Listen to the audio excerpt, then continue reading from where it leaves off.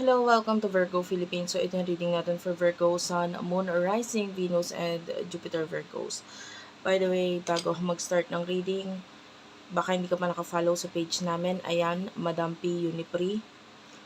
I-search mo na lang hashtag Virgo Philippines sa Facebook, okay? Meron kaming mga pinopost dito na maaaring hindi mo nakikita or hindi ko na i-share sa YouTube. So, you might want to check it out. So, let's start your reading. Sa mga hindi pa nakaka-subscribe sa channel, pa-subscribe na lang din guys. Ma-appreciate ko yung comment. Sobrang natutuwa ako sa mga nagko-comment sa akin. Sobrang, yung iba na may memorize ko na yung name ninyo, kakabasa ko ng comment ninyo guys. And, yeah. Salamat po. All positive comments are very welcome dito sa ating channel. Nagagalak ako, tsaka na, alam yun, kahit pagod ako minsan, natutuwa akong magbasa ng comment niyo. So, minsan, sige, mag-reading ako kasi nami-miss ko rin mabasa yung mga comments niyo, gano'n. So, sana mag-comment kayo. Kahit heart-heart lang, malaking bagay yun sa akin. Virgo, let's start. Main energy, the Magician, this is you. The Hanged Man, okay.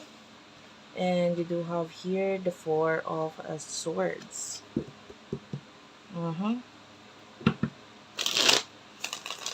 Person nakakonect ni Virgo. Person nakakonect ni Virgo. The Wheel of Fortune, the Moon, the Ace of Swords, okay. Major Arcana, the Moon, the Magician, Wheel of Fortune. Puro Major Arcana guys ha. Ang hindi lang Major Arcana dito is itong dalawang nandito sa magkabilang gilid, which is the Four of Swords and the Ace of Pentacles. Okay, so the way I see this, Virgo, the Magician, I feel like for now, no,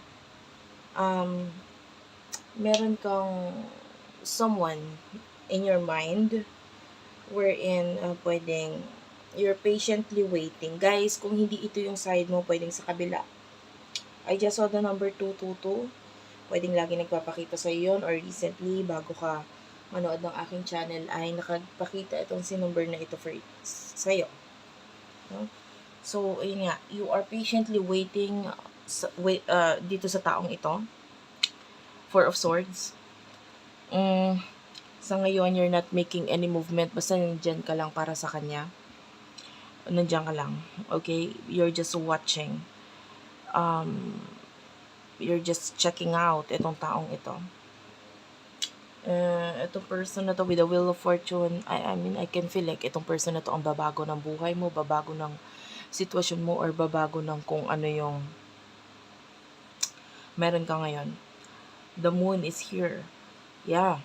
I feel like dito siya na maybe malaki yung kaibahan niya sa mga naging past mo. The Ace of Pentacles, this could be a new person. Emotions niyo sa isa't isa for the sign of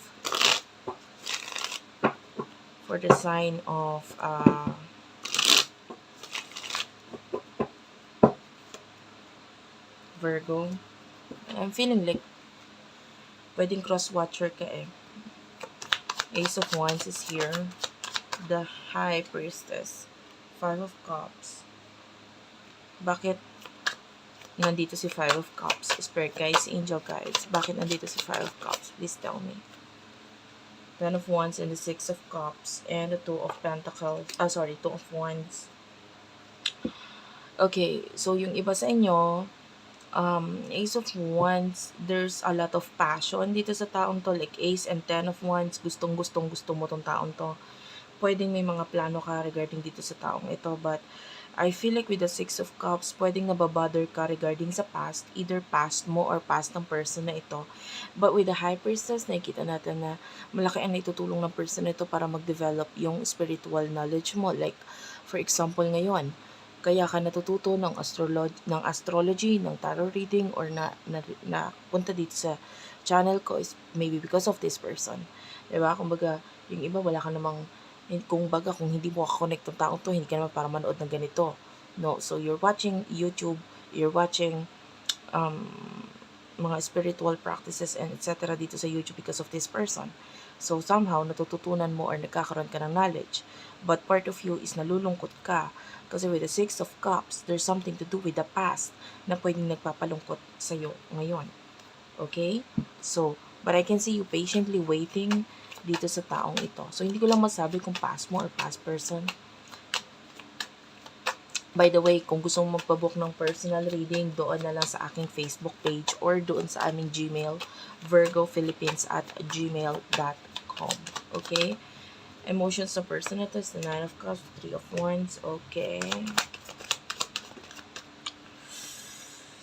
Nine of Pentacles and the Ten of Pentacles. Honestly, I will tell you the truth, you know. Dito sa connection na to, I feel like yung person nito is more about money. Okay? Kung nagkakaroon siya ng connection sa'yo, maybe nag-iisip siya ng something to do with money. Hindi ko naman sinabing peperahan kanya or what. But, pwedeng nakikita kanya as an opportunity for this person to grow. Alam mo yon.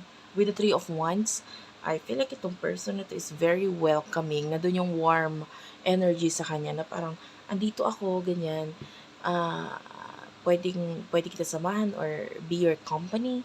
Pag nalulungkot ka, I will be here, no? To, to make you happy. And, yung iba kasi bagong connections pa lang ito. So,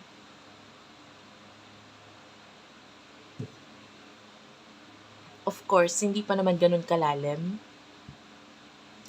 Or hindi pa naman ganun. But this person is all about money for now. No? And nakikita natin that pwedeng meron siyang options. It could be a person na nasa magandang family or maayos yung family niya or maganda yung could be in a wealthy family, may kaya si pamilya. But sabi ko nga, pwedeng may mga challenges dito kasi with the Nine of Wands, maybe you cannot fully, maybe yung iba, you cannot fully trust this person or meron pang nagiging hadlang sa connection ninyo, like maybe other options, and ito yung nagiging dahilan for you na mangamba or malungkot. Kasi, you like the person, but ayan, nakakita tayo ng mga plano sa'yo dito. And you really do admire this person. But, alam mo yan, ayaw mo lang masyadong, hindi mo alam kung anong gagawain. So, ano yung future for the both of you? For the sign of Virgo. For the sign of Virgo. Future, Six of Pentacles, Page of Pentacles.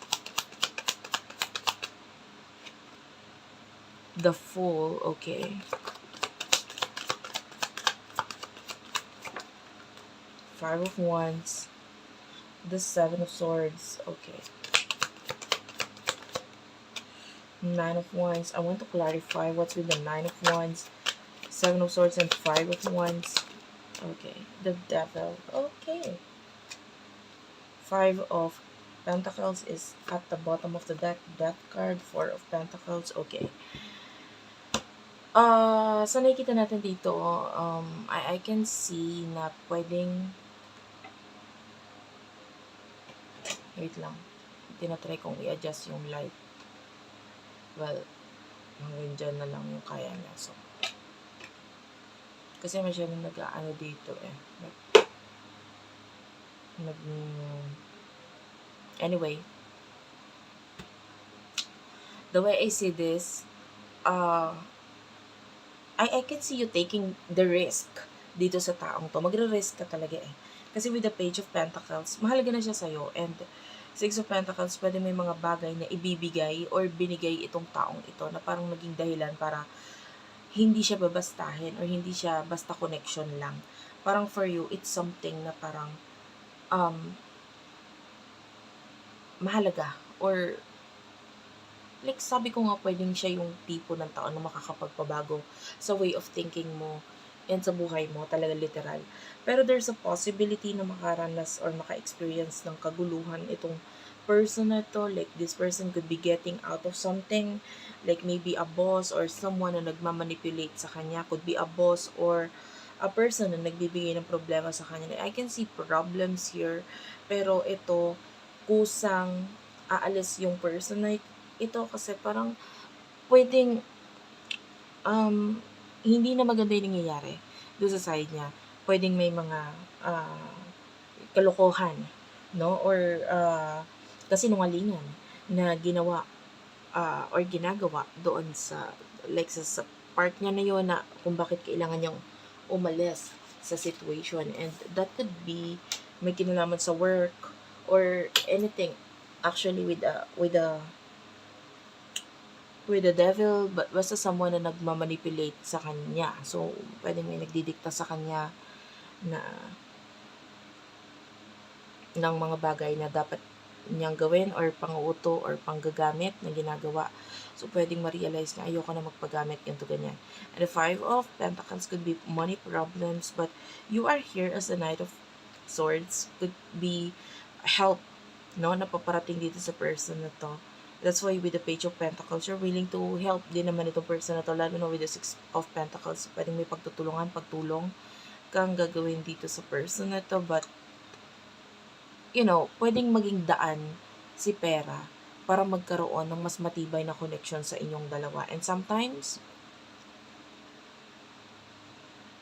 hindi ko man sinabing gagamitin ka niya, pero pwedeng magsimula yung magandang simula or future sa inyong dalawa. Pero, money will be involved dito sa connection na ito. So, that's it for now. Thank you for watching. Sana nakarelate kayo, nakaresonate kayo. Please do like and subscribe. And sobrang tuwan-tuwa ako sa mga nagko-comment sa akin, guys. And sana makita ko rin kayo mag-comment sa Facebook. So, sana i-follow nyo ako doon. Active din po ako doon. Posting, ganyan. And I always do check the comment section. So, sana makita ko naman kayo. Makita kayo mga smile ninyo sa mga profile pic ninyo. Kasi of course dito hindi ako makakonect sa inyo masyado dahil di ko naman nakikita yung iba walang name, yung iba username lang. But anyway, I wish to connect with you more, hoping, so sana. And if you want to book a personal reading, doon na lang din sa page or sa aming Gmail, virgophilippines@gmail.com. I love you all, guys. Thank you for watching, and bye-bye.